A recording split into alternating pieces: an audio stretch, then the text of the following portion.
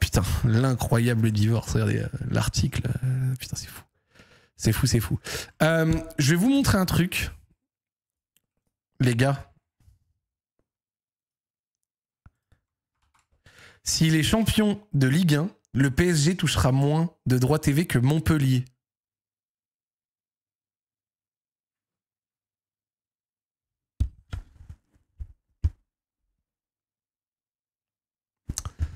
Les gars, ce n'est pas une surprise. Ce n'est pas une surprise. En attendant les recettes générées par la chaîne de Ligue 1, donc elles seront là, mais elles ne seront pas si élevées que ça, hein, les recettes, hein, dans un premier temps. Les clubs de Ligue 1 doivent se contenter d'un montant net à partager historiquement bas, 80 millions d'euros. Les dirigeants des clubs de Ligue 1 ont dû se réjouir à l'annonce de Nicolas de Taverneau. Nous sommes déjà à plus de 600 000 abonnés, sans préciser s'il s'agissait d'abonnements avec ou sans engagement. Donc c'est important. Une précision qui aura son importance en fin d'exercice pour les finances des clubs. Les déclarations très positives de Taverneau sur les débuts hors normes de la plateforme viennent contrebalancer les informations du guide de répartition initiale des droits audiovisuels de l'indemnité de résiliation de DAZN reçue par les clubs courant août après validation du CA de la Ligue que l'équipe a pu consulter. Et là, on va rigoler les gars. À sa lecture, certains présidents ont eu des sueurs froides. En effet, en attendant les recettes générées par Ligue 1+, que tout le monde souhaite les plus élevées possibles et qui, au moins sur la première saison, ne seront pas très élevées, parce que c'est bien beau de dire 6, 7, 800, 900 et même 1 million d'abonnés. Et moi, je souhaite que Ligue 1+ fonctionne. Moi, je me suis abonné. Voilà, de toute façon, donc il n'y a pas de problème. Mais, et je vais même vous dire pourquoi c'est une bonne chose que ce soit bas. Je vais vous dire pourquoi c'est une bonne chose que ce soit beau. Que ce soit bas, je vous donne mon avis juste après. Mais... par exemple, je vais vous donner un exemple. Je parie que dans le chat ici, il y a beaucoup de gens qui se sont abonnés via Prime Video, via DAZN, via RMC, via twitch.tv/Yass encore. Bref, vous avez capté. Vous avez vu les prix bas qu'arrivent à proposer ces plateformes? Ce que j'essaye de dire, c'est que ces plateformes distribuent Ligue 1+, donc on peut quand même imaginer que ces plateformes touchent l'abonnement Ligue 1+, de la part de Ligue 1+, à un prix moins élevé pour pouvoir les coupler à leur bouquet et après les proposer à la vente aux clients, tu vois. Donc ce que j'essaie de dire, c'est qu'il y a 600 000 abonnés, mais il faut pas faire 600 000 fois 10 euros par mois et après tu multiplies par an. En réalité, la somme sera moins élevée que ça, tu vois. Mais je veux dire pourquoi c'est une bonne chose que les clubs vont toucher moins. Les prévisions sont extrêmement basses, elles sont sans surprise, mais la réalité des chiffres a de quoi faire trembler les clubs dont les finances sont serrées. À date, les 18 pensionnaires sont assurés de toucher en droit domestique 205 millions, 85 millions d'indemnités, 80 millions de be-in pour le match du samedi, 40 millions de be-in pour la Ligue 2 et 1 million chacun de TF1 et France TV, auxquels il faut ajouter 129 millions de droits internationaux, dont 122 sont uniquement destinés aux clubs disposant d'un indice UEFA sur les 3 dernières saisons. Donc heureusement que l'Olympique Lyonnais est dedans, soit un total de 334 millions. Mais attention, ce n'est pas fini. À cette somme, il faut retirer différentes charges. La taxe Buffet, bon ça encore c'est bien, versement au syndicat, les remboursements du prêt de l'immeuble de la LFP.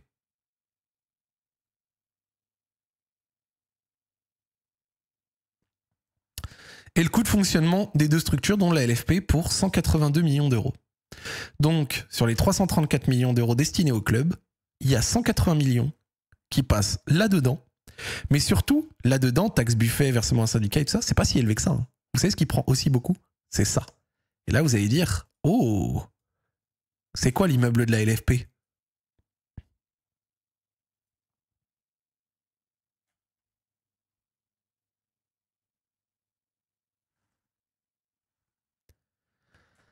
Un nouveau siège à 127 millions pour la LFP. À l'époque où l'argent de CVC est arrivé, ils ont pété le champagne. Ils ont acheté un immeuble à un prix absolument délirant. Et en plus d'avoir acheté un immeuble à un prix absolument délirant, Vincent Labrune a fait un truc à mourir de rire. Vincent Labrune touchait 400K par an. Il a augmenté son salaire à 1,2 million. Puis quand on lui a dit, bon Vincent quand même, il l'a descendu à 800. Ce qui fait qu'une augmentation par 2.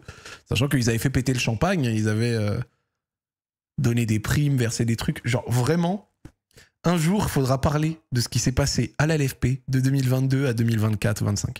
Encore une fois, on soutient Ligue 1+. Moi, je pense que LFP Média va faire des choses intéressantes et tout, pas de souci.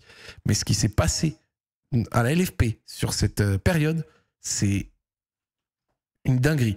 Les clubs se sont tous fait enfler. Et vous savez pourquoi il ne faut avoir aucune peine pour les clubs? Vous voulez savoir pourquoi il faut avoir aucune peine pour les clubs? Parce que la personne qui les a enflés a été réélue avec un score de dictateur. Donc, à la fin, qu'est-ce que tu veux Enfin... voilà, qu'est-ce que tu veux que je te dise? Le montant net fond ainsi à 152 millions. Là-dessus, 54 millions doivent encore aller à CVC. Ils prennent 30%. Bon, logique aussi.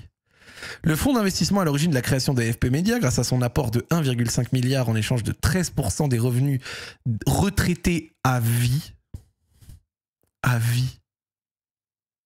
Je répète, à vie. À vie.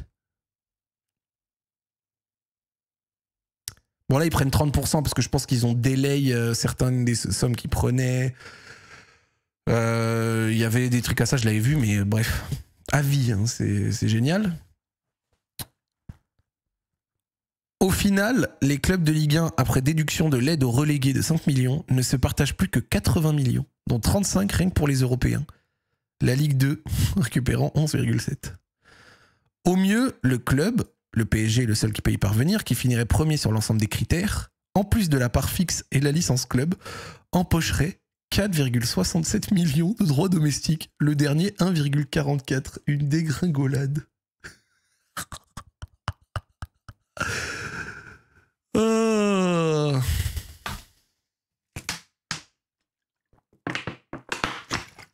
Et vous voyez tout ça? Vous voyez tout ça? Je vais vous le dire. C'est une bonne chose. C'est une bonne chose. Je vais vous le dire, mais je vais vous réexpliquer pourquoi pour moi c'est une bonne chose. C'est une excellente chose. Genre là, on pourrait croire que c'est pas une bonne chose, c'est une excellente chose. C'est superbe. Je vais vous dire pourquoi, à mon avis, c'est superbe. Après, je dis pas que j'ai raison à 100%, mais je vous expliquerai pourquoi je pense ça. La saison dernière, qui était déjà marquée par une très forte baisse des recettes audiovisuelles, avec l'entrée en vigueur, dont le PSG champion pouvait percevoir en recettes domestiques 16,1 millions et le dernier 5,18. Soit une diminution d'environ 3,5 fois ses recettes. Imaginez combien touchent en moins les clubs depuis la saison 2019, genre un délire. Plus que jamais, le développement de la Ligue 1 s'avère donc capital pour que les clubs obtiennent en fin de saison plus d'argent de droits télé et atteignent des montants plus en conformité avec ce qu'ils ont prévu dans leur budget. En 2025-2026, d'après son business plan, la LFP espère fidéliser entre 1,1 et 1,2 million d'abonnés pour atteindre 151 millions de recettes, auxquelles il faudra retraiter beaucoup de choses. Pourquoi est-ce que c'est une bonne chose? Donc je vous explique pourquoi c'est une bonne chose. En fait, la Ligue 1, ça fait des dizaines d'années qu'elle ne vit sur un modèle où elle espère tous les 5 ans qu'un diffuseur va accepter de perdre des sous pour ses beaux yeux. Donc ça a tenu pendant que Canal le faisait, ça a tenu pendant un temps, mais la Ligue 1 a eu des tonnes, beIN le faisait, mais avant ça, il y a eu des tonnes de gens. Il y a eu TPS, Orange qui avait essayé, les plus anciens, vous vous rappelez sans doute de plein de diffuseurs, mais des gens qui se sont essayés à la Ligue 1, il y en a eu des tonnes, il y a eu des échecs dans tous les sens. Une fois que la Ligue s'est mise à dos Canal, d'ailleurs Canal devait avoir un accord de distribution peut-être dès pour la deuxième journée, et au final ça a floppé parce qu'ils ne sont pas mis d'accord sur le fameux accord de distribution, mais aussi sur la fameuse compensation que demande Canal pour le fait d'avoir été lésé sur son contrat, en tout cas Canal se sent lésé. Ce que j'essaye de dire, c'est que depuis qu'il y a eu l'écroulement Mediapro, ensuite, putain, qu'est-ce que ça aurait été si on... Rappelle qu'à l'époque de Mediapro qui est venu poser le milliard, beIN Canal, les deux historiques qui proposaient une offre, donc à l'époque 2019, les deux proposaient 800 millions. Je crois que c'était 7 ou 800. Je crois que c'était 7, à revérifier, mais c'était 7 ou 800 millions beIN Canal. Et beIN Canal, t'avais 7-800 millions sûrs avec les deux diffuseurs que t'as toujours eu. On est allé chercher le milliard chez Mediapro et ça s'est écroulé. Et regardez maintenant de quelle somme on parle. Le champion peut toucher 16 millions. Si à la fin d'année on a 1 million d'abonnés, on peut toucher 151 millions de revenus. Donc, pourquoi est-ce que c'est une bonne chose? Il y a eu la crise des droits TV, puis Prime Video Canal. Ensuite, il y a surtout eu CVC. Le CVC est venu pumper 1,5 milliard. Cet argent de CVC, est-ce que ça a servi aux clubs à anticiper la crise des droits TV et à faire en sorte que leur modèle économique soit mieux pensé sur des années en essayant de fonctionner de manière plus saine? Est-ce que les clubs ont fait ça? Est-ce que les clubs ont fait ça?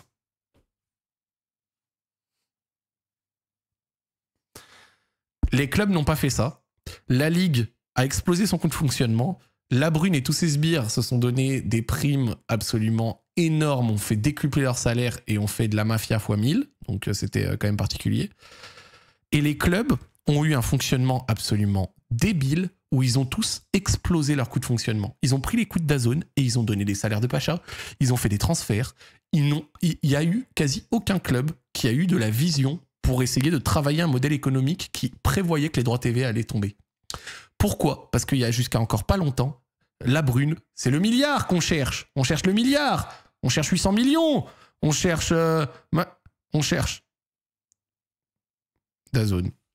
Et DAZN est venu il y a un an, 40 €, c'est le bon prix, je vous refais pas l'histoire. Donc pourquoi est-ce que c'est bien que là, les clubs vont toucher un paquet de clopes? Pourquoi c'est bien? C'est bien parce que les clubs sont enfin obligés de redimensionner leur modèle économique, de dégrossir leur masse salariale et de revenir à un modèle plus terre à terre. De revenus réels et pas de revenus liés à « Oh pitié, le diffuseur perd des sous pour nous, je t'en supplie, on suce !»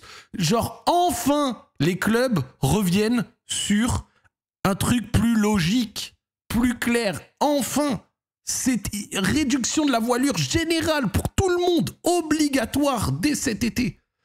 Et c'est pour ça que quand tu tapes Ligue 1 Transfermarkt, on regarde les transferts de cet été, la moitié, mais une bonne partie de la Ligue 1 a fait, et on l'a vu, bon le PSG c'est le PSG, ils vivent sur leur île, en plus à le PSG ils ont fait la Coupe du Monde des clubs, ils ont gagné la LDC, machin, machin. Quand tu as un gros investisseur comme l'OM, ça va, tu peux t'en sortir, en plus ils avaient bien vendu, mais même Monaco n'a pas beaucoup dépensé, après attention c'est pas fini, mais voilà. L'OGC Nice n'a pas fait de folie, ils ont même été largement bénéficiaires. Lille n'a pas fait de folie, ils ont été largement bénéficiaires. L'OL, je vous fais pas un dessin.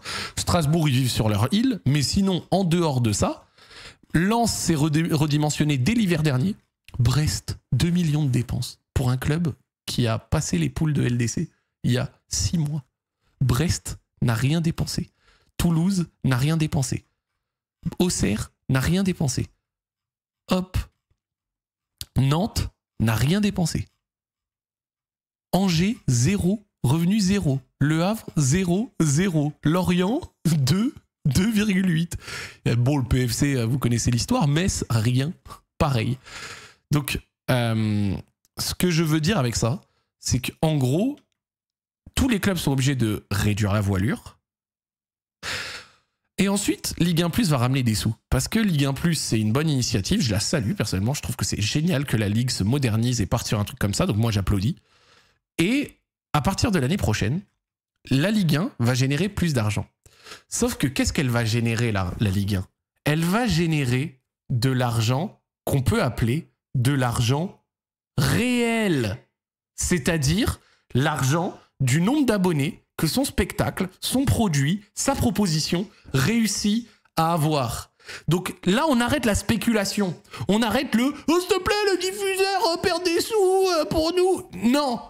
Vos business plans, les business plans des clubs ne seront plus gonflés en espérant que sur les 4 ans à venir, quelqu'un perde des sous et 4 ans plus tard, s'il te plaît, la négociation, comme un mec en manque de crack. Genre là, ce sera de l'argent réel. C'est-à-dire, chaque année, ça dépendra de combien d'abonnés Ligue 1 Plus a réussi à avoir selon le spectacle, le produit, les clubs, les formats qu'ils vont pouvoir proposer, le divertissement. Tout le monde a intérêt que ça fonctionne pour que les revenus soient cadrés et surtout, encore une fois, je vais répéter cette phrase, je vais vous casser les couilles, réels. Des revenus réels. Et c'est ça qui est trop important. Des vrais revenus. Et pas des revenus fictifs. Et je ne vais pas dire fictifs, parce qu'en vrai, il y a un diffuseur qui payait. Mais des revenus qui sont liés à espérer que, comme je vous le disais, un diffuseur perde des sous. Et c'était pas sain. C'était ça comme fonctionnement, ça. C'était pas sain. Donc vivement que dans un an, la Ligue 1 récupère le match de Bein et puisse proposer l'ensemble des matchs et commence à tester des choses. Moi, Ligue 1 Plus, le premier week-end, j'ai kiffé. On voit qu'ils tentent des choses là dans les vestiaires, avec les arbitres, les machins, les bidules. Tant mieux. Tant mieux.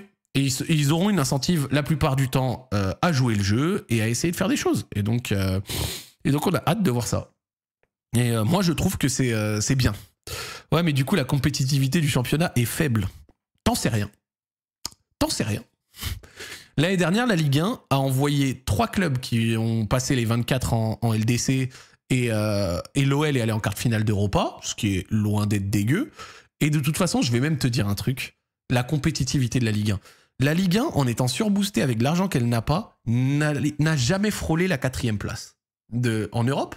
Et on a quand même une certaine avance sur les 6e et les 7e. La Ligue 1 restera toujours le 5e championnat d'Europe. La Ligue 1 ne remontera jamais. Genre, mais je vous le dis, hein, spoiler, on passera jamais devant la Liga, jamais devant la Bundes, jamais devant la Serie A. C'est comme ça. C'est comme ça. On a un modèle économique en France où les clubs ne jouent pas avec les mêmes armes que les clubs des autres championnats. Donc du coup, il y a déjà un désavantage compétitif lié à ça. Encore une fois, je critique pas le modèle français de ça, je ne veux pas rentrer la politique là-dedans, mais rappelez-vous que 1 million de salaires en France coûte au club 1,8 million. 1 million de salaires dans les autres pays leur coûte, pour la plupart, beaucoup moins cher. Donc maintenant, vous prenez ce que je viens de vous dire, vous le mettez à l'échelle d'un club en entier, des dizaines, des centaines d'employés, et vous arrivez au désavantage que peut avoir la Ligue 1 sur les salaires qu'elle peut proposer, sur les transferts qu'elle peut faire, sur tous les différents trucs. Et maintenant, vous vous ajoutez à ce qu'on vient de voir sur les droits TV, et là, c'est le garage. Donc, il faut accepter que notre bonne vieille Ligue 1, d'accord, elle sera ce qu'elle est, notre championnat local, qu'on suit parce qu'on est français, parce qu'on aime le club de notre ville, peut-être pas tous ici, et parce qu'elle raconte des histoires, et qu'il y aura de belles histoires. Le PSG réussira toujours à faire ses trucs, Marseille, avec son investisseur, réussira peut-être à faire des trucs, le PFC peut-être réussira à faire des trucs, l'OL, si on remonte, on fera peut-être des trucs, mais globalement, ce que j'essaye de dire, c'est que on ne montera jamais à l'échelle d'autres championnats qui ont plus de droits TV, qui ont des modèles économiques qui fonctionnent mieux pour eux, qui ont certaines... Et c'est pas grave. C'est pas grave. On peut l'accepter comme ça. C'est pas très très grave. Genre moi personnellement, la compétitivité d'une saison sur l'autre, il peut y avoir des épopées intéressantes, il peut se passer des choses. Donc on verra où est-ce que ça va nous mener. Mais personnellement, je ne suis pas genre spécialement inquiet sur ces trucs. Et ouais, Strasbourg en Conference League ou autre, on peut avoir de belles surprises de temps en temps. Mais genre, vraiment, genre, on prend tous les éléments. Genre, je pense vraiment qu'en dehors, par exemple, de... merci Mister Med pour le prime. En dehors de quelques exceptions, genre comme le PSG qui pour moi est une exception, mais genre, est-ce que des gens pensent sincèrement que la Ligue 1 dans son ensemble a les moyens de passer devant la Ligue 1, la Serie A, la Bundes? Impossible. Genre, c'est impossible. Ça n'arrivera jamais. Donc on verra. On verra ce que ça va donner. On verra ce que ça va donner. Le classement UEFA des années 90 te donne tort. Ah bah si le classement UEFA me donnait tort il y a 35 ans. Sinon il y a eu aussi la fameuse réforme qui a tout changé. Parce que dans les années 90, t'avais l'étoile rouge de Belgrade qui gagnait la LDC. Est-ce que c'est pertinent pour en parler 35 ans plus tard? Pourquoi? Je suis pas sûr. Serie A large. Ah ouais, la Serie A large, on peut passer large devant eux. Parce que la Serie A, ils ont envoyé un finaliste en LDC, mais aussi un finaliste sur une autre Coupe d'Europe. La Serie A, je ne pense pas qu'on repassera devant eux, les gars. Je n'y crois absolument pas. Genre, je n'y crois pas. La Ligue 1 restera pour moi un fantastique... on est quand même dans un pays de 70 millions d'habitants, avec, qu'on le veuille ou non, quand même une certaine qualité dans la formation, dans le football proposé. Et on reste aussi un championnat avec des yeux, c'est-à-dire qui est scruté par les recruteurs. Donc on continuera toujours d'attirer du talent, pour moi, pour des joueurs qui veulent éclore, exploser chez nous. Mais repasser devant la Serie A, les gars, je sais pas ceux qui trouvent que c'est un objectif accessible, mais personnellement, je n'y crois pas. Il y a le PSG qui est surboosté pour les raisons qu'on connaît. T'as Marseille ou le PFC qui ont des investisseurs intéressants, Rennes. Mais sorti de ça, personnellement, j'ai du mal à y croire, tu vois. Donc peut-être que le futur me donnera tort, mais j'ai du mal à y croire. Voilà. Mais sinon, en vrai, la place de la Ligue 1, moi, personnellement, elle me convient. Et j'espère que ce fonctionnement plus terre-à-terre, plus logique dans ses revenus, bénéficiera à la plupart des clubs. Voilà, c'est ce que je souhaite. C'est ce que je souhaite. Ah. C'est ce que je souhaite.